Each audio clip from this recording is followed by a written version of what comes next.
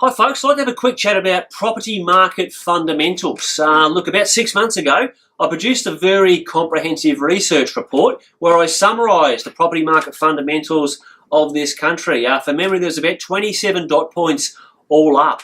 In that blog, I described the conditions. If we talk about Australia as a whole, I described the market conditions as the very best that this country has seen for more than a decade. We've got to go back to before the GFC. The report spoke about record job creation over the last couple of years. The report spoke about things like free trade agreements and record investment in infrastructure, record investment in major defence force projects, $290 billion, and where should Australia this is going to create jobs, how that's going to affect property markets. The report also spoke very importantly about housing supply. Quite often, the media only talk about Sydney and Melbourne. We know they're oversupply, but large parts of Australia, housing supply has actually been very tight, and the building approval volumes are actually low, which means that supply is going to remain tight for quite some time. So it's a really important time, I think, to be considering property market fundamentals now, because the last 6 months we've been consumed with federal election rhetoric, and that's negative, and it takes our focus away from getting on with life. Well, now that's behind us. It's really important that we start thinking about decisions for our own future.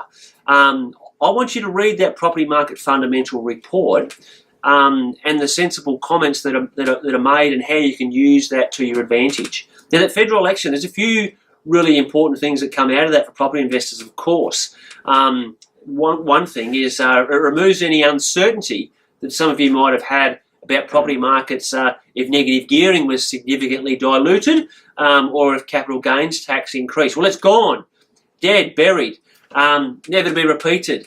Another very significant thing is a really good initiative for first home buyers, which essentially means that a first home buyer now only needs as little as 5% deposit and no mortgage insurance, which means they can bring forward their purchase of property. Now, you might not be a first home buyer, but that extra activity will help property market performance. So look, there's a few things which mean buyer confidence is today much better than what it was, say, this time last year.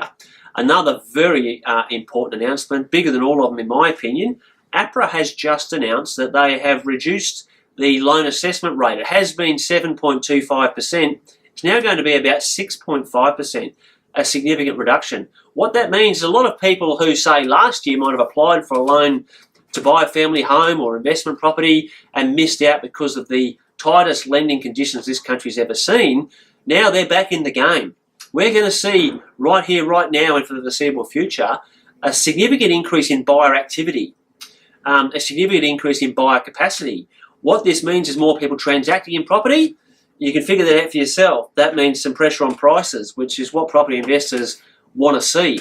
Those market fundamentals I spoke about, they're going to become increasingly important to work out where in this big country we can take advantage of this increased buyer activity that is definitely about to occur. It's a very exciting time. I can't think of a better time for more than 10 years. Already here now today, we've been buying properties for clients for somewhere between $270,000 and never exceeding $500,000. And it costs very little on an annual basis to hold that property.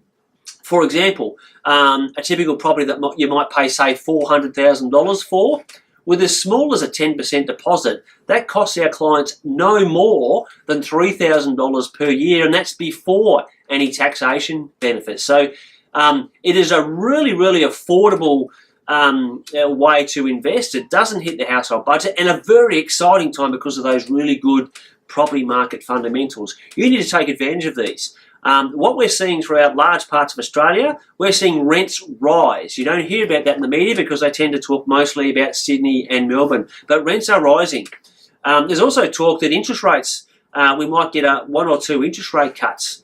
So the $3,000 per year I was referring to earlier for the cost to hold a property, all of a sudden our rents go up, our costs go down. Can you see where I'm heading with this? Very, very exciting, very affordable time to invest. Right here, right now, the Propertyology team, we're investing in 7 completely different cities across 4 different states. We never pay a dollar more than $500,000, and sometimes the purchase price has a 2 in front of it. We would love to help you take advantage of that. Now, how do we pick these locations? Well, we've just finished producing an educational video which shows how we go about researching locations and the things we look for. When you finish watching me talk, I encourage you to straight away click on the link provided and watch that educational video. I think you'll find it quite interesting. Once you've done that, I'd encourage you to pick up the phone or drop an email to the Propertyology team. We've been doing lots of good work for many, many years, and we want to help you make some really, really good decisions. We love doing what we do. We love helping you. So, yeah, please touch base. For now, have a great day. Look forward to talking soon.